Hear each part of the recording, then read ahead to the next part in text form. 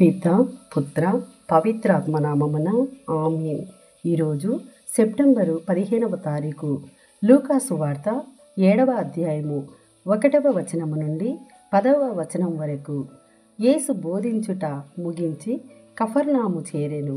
అక్కడ ఒక శతాధిపతికి ప్రియమైన దాసుడు ఒకడు వ్యాధితో బాధపడుచు మరణావస్థలో ఉండెను. ఆ శతాధిపతి యేసును గూర్చి విని యూదుల పెద్దలను ఆయన యొద్దకు పంపి తన దాసుని స్వస్థపరపమని కోరెను. వారు యేసును సమీపించి, ఆ శతాధిపతి తమ అనుగ్రహమునకు యోగ్యుడు, అతడు మన జాతిని ప్రేమించువాడు, మన కొరకు స్వయముగా ప్రార్థనా మందిరము నిర్మించినవాడు అని అనేక విధముల ప్రాధేయపడిరి. యేసు వారితో బయలుదేరెను. శతాధిపతి ఇంటికి అల్లంత దూరమున ఉండగానే అతడు తన మిత్రులను పంపి, ప్రభు, మీరు శ్రమపడవలదు. మీరు నా ఇంట అడుగుడిటకు నేను యోగ్యుడను కాను.